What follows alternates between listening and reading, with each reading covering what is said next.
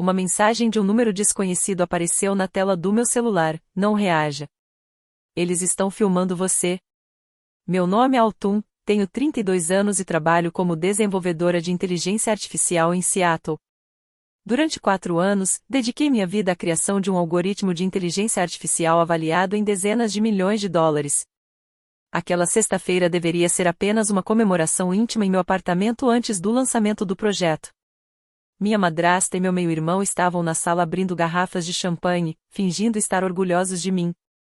Mas eu conhecia aquele entusiasmo falso. Preferi me afastar, inventei uma desculpa e fui comer sozinha na bancada da cozinha. Foi quando meu celular vibrou com aquele aviso. Meu coração disparou, mas não olhei para ninguém ao redor. Respirei fundo, continuei comendo e mantive um sorriso tranquilo no rosto. Agi como se nada tivesse acontecido. Como se não houvesse absolutamente nada errado. Depois que todos foram embora, apaguei as luzes e comecei a procurar pelo apartamento usando apenas a lanterna do celular. Foi quando encontrei a primeira câmera escondida dentro do purificador de ar. Depois, achei outras 2 instaladas em carregadores falsos no meu escritório. E uma pequena lente preta estava escondida no detector de fumaça acima da minha cama. 6 câmeras. 6 dispositivos colocados dentro da minha própria casa. Sentada no escuro, segurando aqueles pequenos aparelhos nas mãos, entendi que aquilo não era uma brincadeira de mau gosto. Era algo planejado. Alguém estava tentando roubar algo muito valioso. Naquele momento, tomei uma decisão: eu não diria nada. Na manhã seguinte, enquanto a neblina cobria a Baía de Seattle, fui até o escritório do meu especialista em segurança digital, Kurt Miller. Levei as 6 câmeras dentro de uma bolsa protegida e coloquei tudo sobre a mesa dele.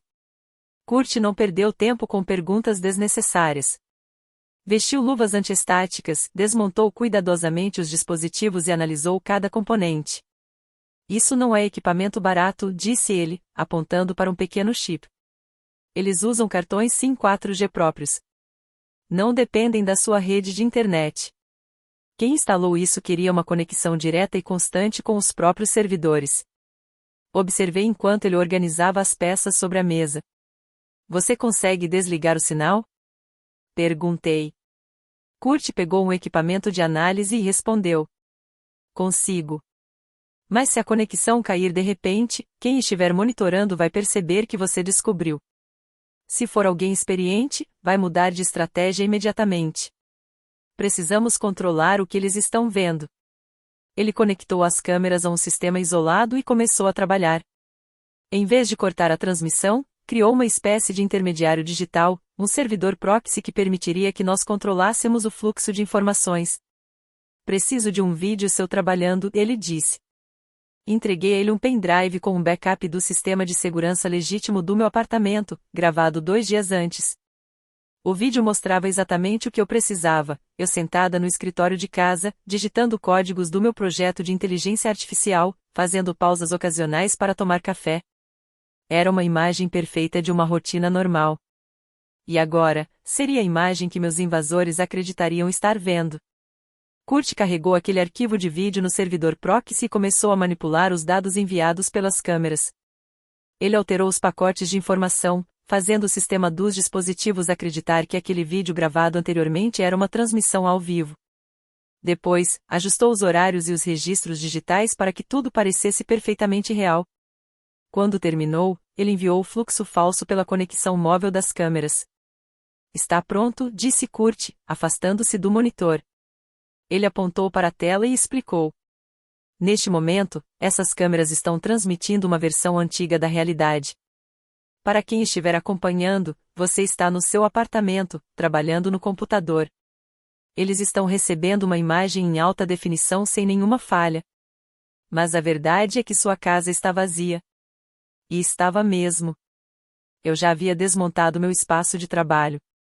Antes do amanhecer, guardei os discos rígidos principais, onde estava armazenado o algoritmo avaliado em 37,5 milhões de dólares, dentro de um cofre bancário. Quem quer que estivesse observando aquelas imagens, estava apenas assistindo a uma ilusão. Enquanto a ameaça imediata estava controlada, Kurt voltou sua atenção para descobrir para onde os dados roubados estavam sendo enviados.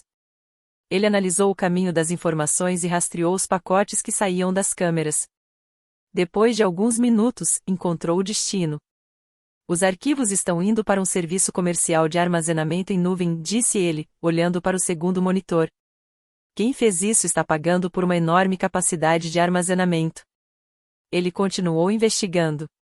Arquivos de vídeo ocupam muito espaço. Vou rastrear o sistema de pagamento ligado à assinatura desse armazenamento. Fiquei atrás da cadeira dele, observando aquelas linhas de código passando rapidamente pela tela. Eu precisava de uma resposta. Precisava descobrir quem tinha invadido minha casa e tentado roubar 4 anos da minha vida. Kurt executou uma busca reversa usando os dados de cobrança. Ele passou pelas primeiras camadas de proteção de privacidade e conseguiu acessar as informações da conta registrada. Então uma única linha apareceu no monitor. Entidade registrada, SC Group. É isso, disse Kurt, com uma expressão séria. Não havia nomes de pessoas. Nenhum número de telefone direto. Apenas uma empresa criada como fachada, registrada por meio de um serviço jurídico terceirizado. O endereço de cobrança era apenas uma caixa postal em Delaware. Fiquei olhando para aquelas 2 letras na tela. SC Group. O nome não significava nada para mim. Não era nenhuma empresa de tecnologia concorrente que eu conhecia. Também não tinha relação com nenhum fundo de investimento que eu havia recusado. Você consegue descobrir mais? Perguntei. Kurt ficou em silêncio por alguns segundos antes de responder. Vai levar tempo. Empresas de fachada são criadas justamente para não deixar rastros. Preciso seguir o caminho do dinheiro que mantém essa conta ativa.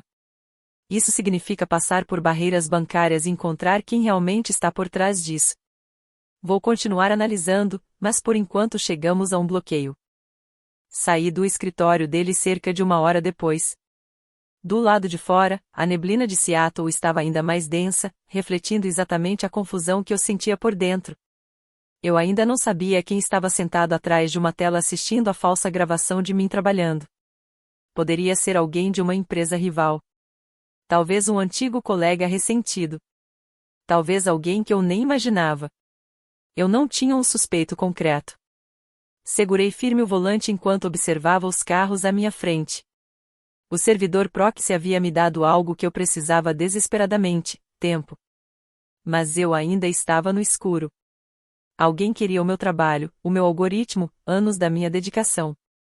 E essa pessoa tinha recursos suficientes para invadir o lugar onde eu deveria estar mais segura. Minha própria casa. Na manhã de segunda-feira, um e-mail urgente marcado em vermelho apareceu na tela do meu celular.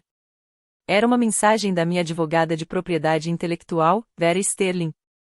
Cancelei todas as reuniões daquele dia e fui imediatamente até o escritório dela no centro da cidade. Vera já estava me esperando. Ela não fez perguntas ou tentou amenizar a situação. Apenas colocou uma pasta enorme sobre a mesa de vidro e empurrou na minha direção. Dentro dela havia uma cópia de um pedido preliminar de patente registrado poucas horas antes. O documento reivindicava a propriedade de uma estrutura de aprendizado de máquina. Vera apontou para os anexos técnicos. Havia pequenos trechos de código e diagramas de arquitetura espalhados pelo processo. Era um trabalho mal montado, quase como uma colagem improvisada, mas os detalhes deixavam uma coisa clara: a estrutura era baseada no meu próprio algoritmo. Isso é uma jogada preventiva, disse Vera, com um tom firme. Eles usaram um escritório jurídico externo para registrar isso. O material é fraco, mas cria oficialmente uma disputa de propriedade. Passei os olhos pelas páginas e reconheci imediatamente meus próprios padrões de programação, nomes de variáveis e estruturas lógicas. Qual o tamanho do problema? Perguntei. Vera juntou as mãos sobre a mesa e respondeu sem tentar suavizar a realidade. Seu algoritmo principal de inteligência artificial tem uma avaliação independente de 37,5 milhões de dólares. Uma disputa de propriedade nesse momento pode interromper o lançamento do produto, assustar investidores e abrir espaço para uma batalha judicial que pode durar anos. Senti um peso gelado no peito. Quem registrou isso? Vera abriu outro arquivo. Ela explicou que passou todo o fim de semana investigando a empresa responsável pelo pedido e tentando descobrir quem estava por trás dela. Era a mesma empresa de fachada que Kurt havia encontrado. SC Group. Vera seguiu os registros por duas empresas intermediárias em Delaware, analisou documentos de beneficiários finais e colocou a última folha na minha frente. Ali estava o nome do principal acionista. Meu meio-irmão, Colin. Naquele instante, todas as peças se encaixaram. SC Group não era uma coincidência. As iniciais vinham de Shirley e Colin.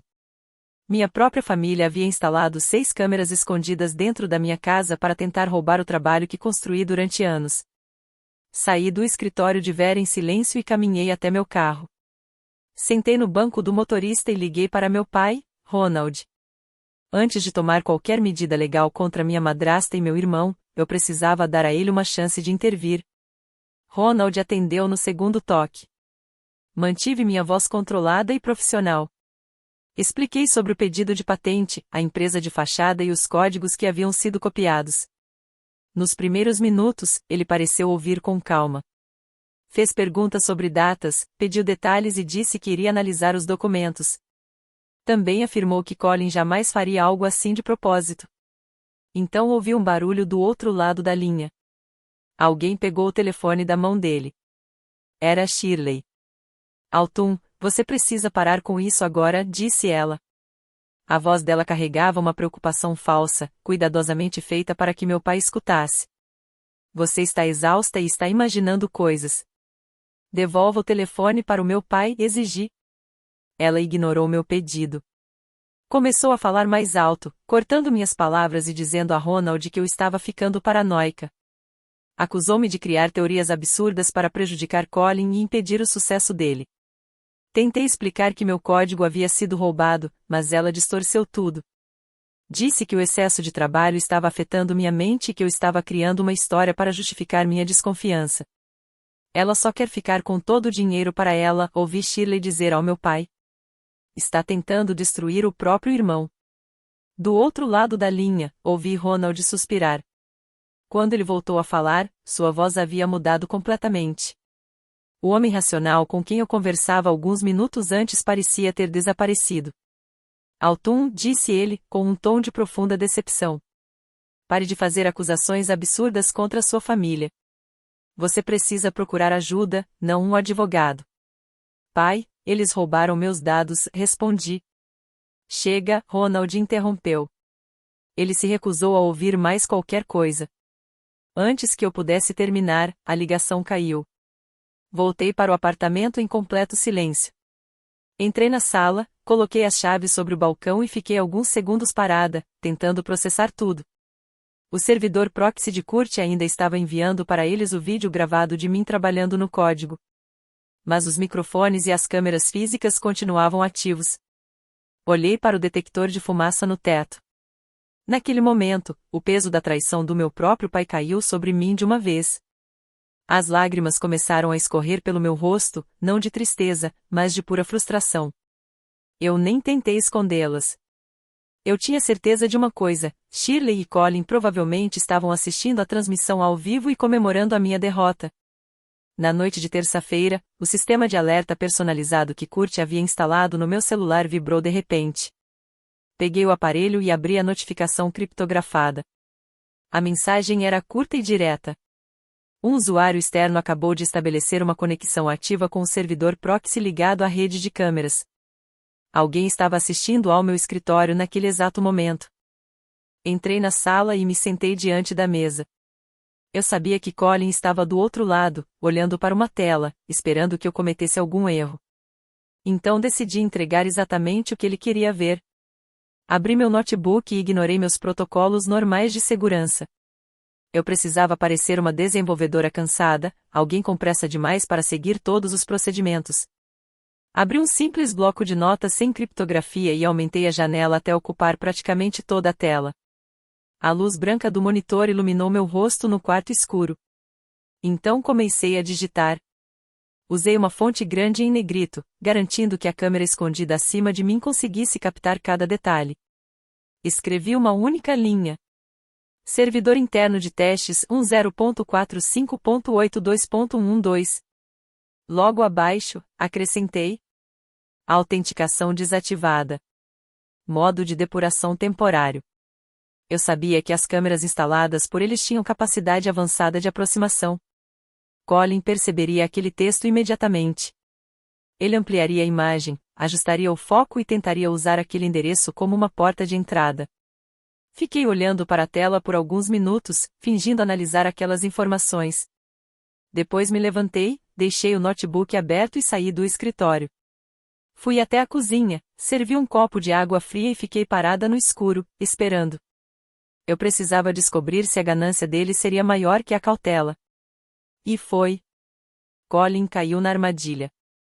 A arrogância fez com que ele enxergasse aquele endereço como um caminho direto para o meu sistema de inteligência artificial. Ele queria os dados originais para fortalecer o pedido de patente falso que havia registrado. Menos de 5 minutos depois que deixei o escritório, outro alerta apareceu no meu painel de segurança.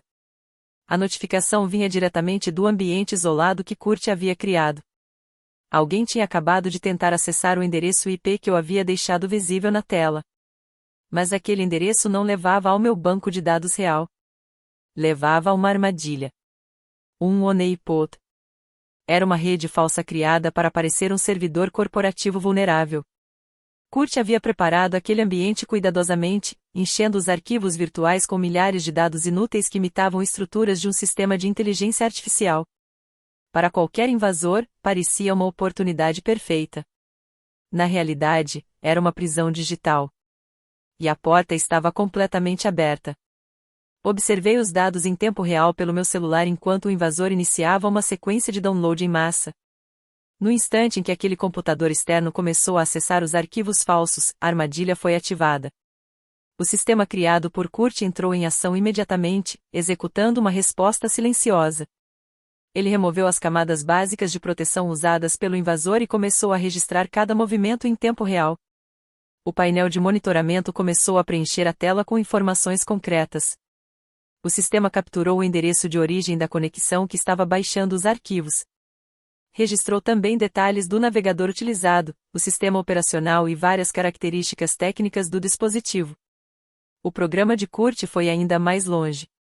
Ele analisou os certificados de conexão, criou uma identificação única do equipamento e conseguiu formar um perfil digital específico daquela máquina. Cada clique. Cada arquivo aberto. Cada megabyte transferido. Tudo foi registrado com precisão, junto com os horários exatos das ações. Não havia espaço para negar ou manipular depois. Por fim, o rastreamento seguiu o caminho da conexão até o provedor de internet local. A localização final correspondia ao mesmo bairro residencial onde Colin e Shirley moravam. Fiquei olhando a barra de progresso avançar na tela. Colin estava baixando uma enorme quantidade de dados inúteis, completamente sem perceber que, ao mesmo tempo, estava entregando uma prova digital contra si mesmo. Ele achava que estava roubando o meu futuro. Na verdade, estava construindo o próprio caso contra ele. As evidências eletrônicas foram automaticamente protegidas, criptografadas e copiadas para 3 locais seguros diferentes. Tudo foi verificado e preparado para ser usado em uma disputa judicial. Fechei o aplicativo de monitoramento no celular e voltei para o quarto. Na noite de quarta-feira, uma chuva fina caía sobre as janelas de uma cafeteria quase vazia nos arredores de Seattle. Eu estava sentada sozinha em uma mesa no fundo do estabelecimento, observando os faróis dos carros passarem pela rua molhada. O sino da porta tocou. Melody, a namorada de Colin, entrou. Ela manteve a cabeça baixa, segurando o casaco úmido junto ao corpo enquanto caminhava até minha mesa. Sentou-se na cadeira à minha frente com as mãos levemente trêmulas. Durante os encontros familiares, nós quase nunca conversávamos. Mas ela era a pessoa que havia enviado aquela mensagem anônima me avisando das câmeras. Ela não pediu nada para beber. Apenas colocou a mão no bolso e tirou um pequeno pendrive prateado, deixando-o sobre a mesa de madeira entre nós. Antes que eu pudesse perguntar o que havia ali, meu celular vibrou. Era uma mensagem segura de Kurt. Abri o canal criptografado. Ele havia conseguido rastrear a compra original das câmeras escondidas. Kurt cruzou o endereço da caixa postal em Delaware com dados de um fornecedor de equipamentos que havia sofrido uma invasão recente. Finalmente, ele encontrou a origem do pagamento. E a descoberta mudou tudo. A compra não tinha sido feita pela empresa de fachada. Não saiu da conta da SC Group. Foi paga com um cartão de crédito pessoal de categoria Premium. O nome registrado no pagamento era Shirley. A ligação financeira direta entre minha madrasta e os equipamentos de vigilância agora era impossível de negar. Coloquei o celular virado para baixo sobre a mesa e olhei para Melody. Ela respirou fundo antes de começar a explicar o motivo de ter feito aquilo. Uma semana antes, ela havia encontrado uma lista impressa de equipamentos de monitoramento na mesa de Colin. Quando perguntou sobre aquilo, ele inventou uma desculpa mal elaborada, dizendo que era parte de uma atualização de segurança. Melody não acreditou. As atitudes estranhas dele, principalmente os encontros secretos com Shirley, deixaram ela cada vez mais desconfiada. Então, enquanto Shirley estava visitando o escritório de Colin, Melody deixou propositalmente o celular gravando áudios escondido debaixo de uma pilha de documentos. Conectei o pendrive ao meu notebook, coloquei os fones de ouvido e apertei o botão de reprodução. O som estava um pouco abafado por causa dos papéis, mas as vozes eram claramente reconhecíveis. Era Colin e Shirley. E o que ouvi revelou que o plano deles era muito mais cruel do que simplesmente roubar meu trabalho. Eles não queriam apenas meu algoritmo. Eles queriam destruir minha reputação. Shirley sabia que não conseguiria assumir legalmente o controle da vida de uma pessoa adulta e independente. A lei exigia provas extremamente fortes para retirar a autonomia de alguém. Então ela decidiu seguir outro caminho. Um caminho muito mais manipulador. Nós não precisamos provar que ela tem algum problema real, dizia a voz gravada de Shirley. Só precisamos criar dúvidas suficientes para convencer um juiz a intervir. Meu corpo ficou tenso enquanto eu ouvia cada palavra. Ela explicou o plano em detalhes. Eles pretendiam usar centenas de horas de gravações das câmeras escondidas e editar tudo de forma maliciosa. Iriam selecionar apenas os momentos em que eu estava completamente exausta, andando pelo apartamento durante a madrugada, esquecendo refeições ou falando sozinha enquanto tentava resolver problemas complexos do meu projeto de inteligência artificial. Depois, juntariam tudo em um vídeo cuidadosamente manipulado para me fazer parecer instável e incapaz de tomar decisões. Quando esse material estivesse pronto, a empresa de fachada de Colin entraria com uma ação judicial questionando minha capacidade de administrar um patrimônio avaliado em milhões de dólares. Eles apresentariam aquelas gravações distorcidas a um juiz e pediriam uma avaliação psicológica obrigatória. E eles sabiam exatamente o impacto que isso teria. Mesmo antes de qualquer decisão, a simples notícia de uma disputa desse tipo poderia chegar à imprensa de tecnologia, assustar investidores e comprometer o lançamento do meu produto. O objetivo deles nunca foi descobrir uma verdade. Era me pressionar. Shirley deixou claro na gravação que usaria esse processo como uma arma para destruir meu lançamento e me forçar a aceitar um acordo. Eles retirariam o pedido judicial e manteriam tudo em sigilo apenas se eu entregasse o controle executivo do projeto e transferisse os direitos principais das patentes para a SC Group. Era uma estratégia fria, calculada e cruel. Eles estavam transformando minha dedicação, minha rotina de trabalho e o esforço de anos em uma arma contra mim.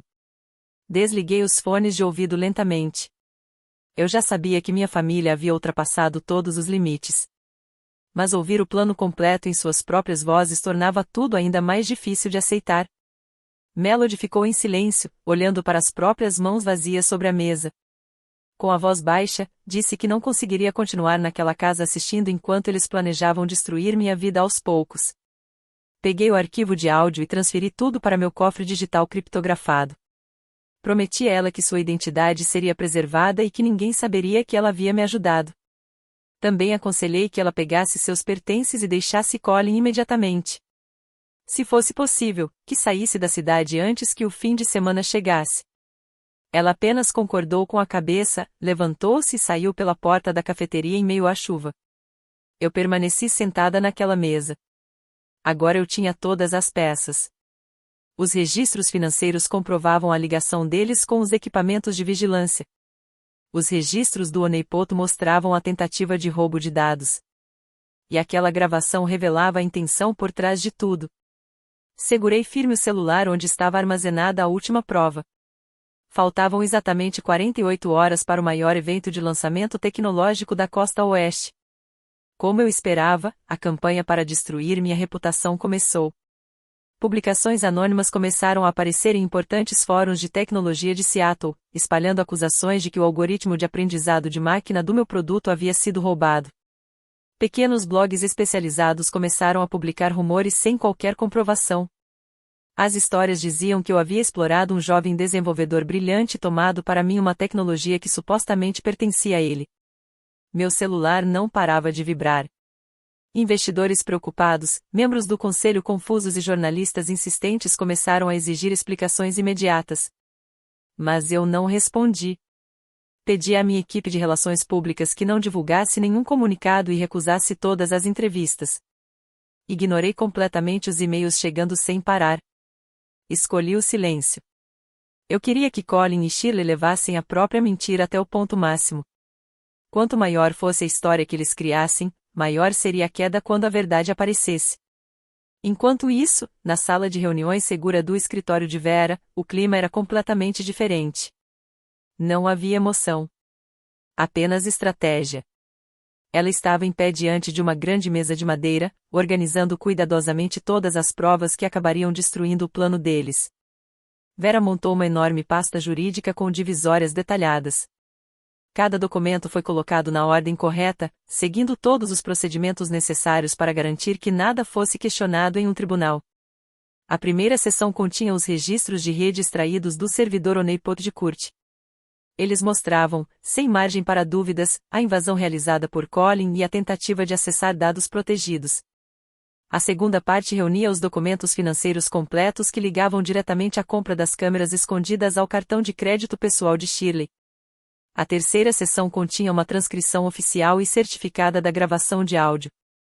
Nela estava registrada a prova mais importante de todas, a intenção planejada de manipular o sistema judicial e usar uma disputa legal como forma de pressão para tomar controle do meu projeto. Tudo estava pronto. Agora, faltava apenas o momento certo para revelar a verdade. A última e mais extensa parte da pasta continha algo que seria decisivo: todo o histórico de desenvolvimento do meu código-fonte ao longo de 4 anos. Cada alteração, cada atualização e cada etapa de criação estavam registradas com marcas criptográficas de tempo, comprovando de forma técnica e verificável que eu era a verdadeira autora daquele trabalho. Vera fechou a pesada pasta de documentos e explicou nossa estratégia para as próximas horas. Ela deixou claro que não iríamos levar o caso diretamente ao FBI naquele momento. Uma investigação federal exigiria procedimentos internos mais demorados, análises burocráticas e processos formais que não poderiam ser concluídos dentro de apenas 2 dias. Precisávamos de uma resposta rápida, local e visível. Por isso, Vera entrou em contato com a divisão especializada em crimes digitais do Departamento de Polícia de Seattle e também com o gabinete do promotor do condado. Usando sua rede profissional, conseguiu uma reunião emergencial e reservada com os principais investigadores envolvidos. Ela apresentou um relatório preliminar completo sobre o caso, detalhando o acesso não autorizado aos sistemas, a invasão da minha privacidade e a tentativa de roubo de uma propriedade intelectual de valor milionário. A documentação entregue fornecia informações suficientes para que as autoridades iniciassem as medidas legais necessárias, baseadas nas provas digitais coletadas. Enquanto isso, os investigadores começaram discretamente a preparar uma operação coordenada para o evento de lançamento. Durante as horas seguintes, nossa atenção ficou totalmente voltada para a apresentação. Revisamos cada detalhe técnico para garantir que tudo funcionasse perfeitamente. Vera enviou uma cópia digital forense protegida das provas para uma empresa especializada em armazenamento e apresentação de materiais sensíveis. Ela também entrou em contato diretamente com o responsável pelo sistema audiovisual do hotel onde o evento aconteceria. O objetivo era garantir que o equipamento de projeção recebesse o conteúdo criptografado exatamente no momento certo, sem falhas ou riscos de alteração. Nada seria improvisado. Cada etapa seguia uma sequência cuidadosamente planejada. Ao mesmo tempo, finalizamos os documentos da ação civil. O objetivo era que as medidas de bloqueio financeiro fossem ativadas no instante em que as autoridades começassem a agir contra os responsáveis. Voltei para meu apartamento naquela noite. As câmeras escondidas ainda estavam funcionando, transmitindo cegamente o vídeo falso criado pelo servidor proxy de Kurt para quem quer que estivesse assistindo. Entrei no quarto e coloquei uma cópia da pasta jurídica sobre a cômoda. Depois, preparei o terno preto que usaria na apresentação da manhã seguinte. Fiquei parada diante do espelho de corpo inteiro, olhando para os documentos sobre a mesa e para o meu próprio reflexo.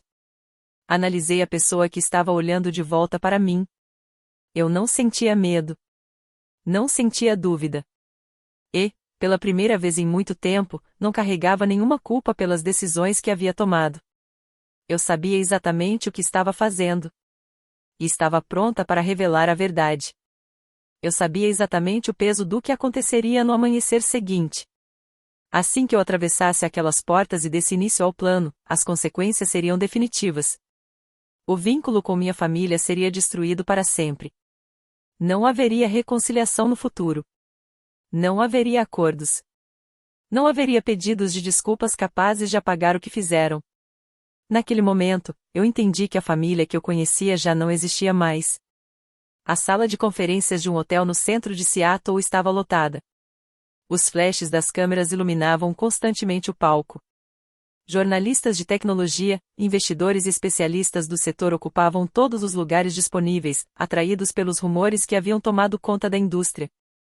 Eu estava nos bastidores, observando a transmissão ao vivo em um monitor. Na primeira fileira, na área reservada para convidados VIP, estavam Colin e Shirley. Eles pareciam completamente confiantes. Conversavam entre si com sorrisos de vitória, como se já tivessem vencido. O apresentador do evento, influenciado pela narrativa falsa que Shirley havia espalhado, subiu ao palco. Mas ele não me apresentou primeiro. Em vez disso, chamou Colin. E o apresentou como o suposto cofundador essencial do projeto de inteligência artificial. Colin se levantou, ajeitou o paletó e caminhou até o palco com uma expressão cuidadosamente preparada de humildade. Pegou o microfone e olhou para a plateia. Então começou a interpretar o papel que havia ensaiado. Disse que o desenvolvimento da tecnologia tinha sido um esforço familiar conjunto. Depois, mudou o tom de voz e fingiu preocupação. Ele começou a insinuar que a pressão do setor de tecnologia havia afetado minha capacidade de tomar decisões. Altum estava enfrentando um nível extremo de estresse e exaustão. Algumas decisões recentes levantaram preocupações sobre o futuro do projeto, afirmou. Em seguida, declarou que estava assumindo uma posição de liderança para proteger os investidores e garantir a estabilidade da empresa. Um murmúrio percorreu o salão. Os jornalistas começaram a digitar rapidamente em seus computadores e celulares. Colin olhou para Shirley, que respondeu com um aceno sério de aprovação. Eu não esperei que ele terminasse. Atravessei a cortina dos bastidores e caminhei diretamente até o palco. Os flashes aumentaram imediatamente. Colin parou de falar e apertou o microfone com força. Ele esperava que eu reagisse com raiva. Esperava que eu discutisse, gritasse ou demonstrasse exatamente o comportamento que ele havia tentado atribuir a mim. Mas eu não fiz nada disso. Não disse uma palavra. Não mostrei nenhum documento. Apenas caminhei até o centro do palco, fiquei a poucos passos dele e olhei para a cabine de controle audiovisual no fundo da sala. O técnico responsável encontrou meu olhar. Eu fiz um único sinal com a cabeça. Ele sabia exatamente o que fazer. Tinha em mãos a cópia forense das provas preparada por Vera. Pressionou o comando de execução. A enorme tela de LED atrás de nós ficou completamente escura. Por alguns segundos, ninguém disse nada. Então a tela voltou a acender. Mas desta vez não mostrava uma apresentação de produto. Mostrava provas. A imagem foi dividida em duas partes. No lado esquerdo, apareciam os registros completos de acesso da rede falsa criada por Kurt. Os dados revelavam a tentativa de invasão, a extração não autorizada de informações, o endereço de origem da conexão e a identificação técnica do computador utilizado. Também mostravam que o acesso vinha da residência de Colin. No lado direito, surgiram os documentos oficiais de registro da SC Group em Delaware. O sistema ampliou os dados do acionista principal. O nome e a assinatura legal de Colin apareceram em letras enormes na tela. A ligação entre ele e a empresa usada no ataque digital ficou impossível de ignorar. Os jornalistas perceberam imediatamente o que estavam vendo. O ambiente explodiu em confusão. As câmeras começaram a disparar sem parar, registrando cada segundo daquela revelação. Colin se virou lentamente para olhar a tela. Seu rosto perdeu completamente a expressão de confiança. A falsa preocupação desapareceu. No lugar dela, surgiu algo que ele não conseguia esconder. Pânico. Na primeira fila, Shirley se levantou parcialmente da cadeira. Os olhos dela estavam arregalados, tomados por um medo que ela não conseguia esconder. Antes que ela ou Colin pudessem reagir, as imagens na tela desapareceram. Então o sistema de áudio assumiu o controle. Os técnicos ignoraram completamente os microfones do palco e transmitiram o som diretamente pelos enormes alto-falantes do salão. A voz gravada de Shirley ecoou por todo o ambiente. A qualidade do áudio era impecável. Cada pessoa naquela sala ouviu ela descrevendo o plano para manipular o sistema judicial. Ouviram quando ela explicou a ideia de usar gravações editadas para criar uma falsa impressão sobre minha capacidade de administrar minha própria vida. Ouviram ela falar sobre usar uma disputa psicológica como ferramenta de pressão para tentar tomar controle do meu projeto avaliado em milhões de dólares. Então a gravação terminou. O silêncio que veio depois foi absoluto. Não havia mais espaço para dúvidas. Não havia como distorcer aquelas palavras. Não havia explicação capaz de justificar o que todos tinham acabado de ouvir. Colin continuava parado no palco, segurando o microfone, olhando para a plateia sem conseguir reagir. Shirley voltou lentamente para a cadeira e cobriu o rosto com as mãos trêmulas. A verdade estava exposta diante de todos. Os comentários e sussurros no salão ainda nem haviam diminuído quando duas pessoas em roupas comuns surgiram na parte de trás do auditório. Eram policiais. Eles caminharam diretamente até a área VIP. Não fizeram nenhum movimento exagerado. Não sacaram armas e não tentaram transformar aquilo em um espetáculo público. Apenas se aproximaram com calma e profissionalismo. O investigador responsável mostrou sua identificação e falou em tom firme. Precisamos que vocês nos acompanhem para prestar esclarecimentos imediatos sobre uma investigação envolvendo acesso não autorizado a sistemas digitais e vigilância eletrônica ilegal. Shirley reagiu na mesma hora. Começou a elevar a voz, dizendo que tudo era um mal-entendido e tentando explicar a situação. O policial interrompeu. Disse claramente que a recusa em cooperar naquele momento poderia resultar em uma abordagem pública e medidas legais imediatas. Sem argumentos. Sem controle da situação. Sem a influência que acreditavam ter. Colin e Shirley se levantaram. Seus rostos estavam completamente pálidos enquanto caminhavam para fora do salão acompanhados pelas autoridades. A conversa inicial no hotel era apenas o começo de um longo processo judicial. Algumas semanas depois, a polícia local e agentes federais cumpriram mandados oficiais de busca na residência deles. Foram recolhidos computadores, celulares e outros dispositivos eletrônicos, incluindo o equipamento usado para acessar o servidor falso criado por Kurt. Vera continuava me mantendo informada sobre cada avanço do caso. Ela me contou que o promotor havia apresentado oficialmente as acusações contra os dois. Colin e Shirley enfrentavam uma série de processos criminais e civis. Os documentos citavam acusações relacionadas à espionagem empresarial, fraude eletrônica e violações graves de privacidade. Vera explicou a realidade da situação. Caso fossem condenados, ambos poderiam enfrentar longas penas de prisão e ainda seriam obrigados a pagar valores significativos de indenização, algo que poderia destruir completamente a estabilidade financeira deles. A empresa de fachada criada por eles foi encerrada oficialmente. O pedido de patente fraudulento foi cancelado pelas autoridades responsáveis. Mas naquele momento específico, enquanto as portas laterais do auditório se fechavam atrás dos policiais, as consequências imediatas já começavam. O plano deles havia desmoronado diante de todos. Meu pai, Ronald, atravessou a multidão desesperado. Ele correu em direção ao palco com o rosto tomado por pânico e incredulidade. Parecia não conseguir aceitar o que estava acontecendo. Ao chegar perto de mim, segurou meu braço com força, os dedos apertando o tecido do meu paletó. Por favor, faça alguma coisa, ele implorou. Não deixe que levem minha esposa e meu filho. Ele pediu que eu retirasse as denúncias e afirmou que tudo poderia ser resolvido dentro da família. Disse que poderíamos conversar sobre a patente em particular e evitar que todos passassem por uma vergonha pública. Então começou a dizer que eu tinha ido longe demais e que estava destruindo o nome da nossa família. Olhei para a mão dele segurando minha roupa. E percebi que eu não sentia mais nada. Nenhuma vontade de proteger. Nenhum desejo de consertar aquilo. Apenas a certeza de que a situação havia ultrapassado todos os limites. Afastei a mão dele com firmeza e dei um passo para trás, deixando claro o espaço que agora existia entre nós.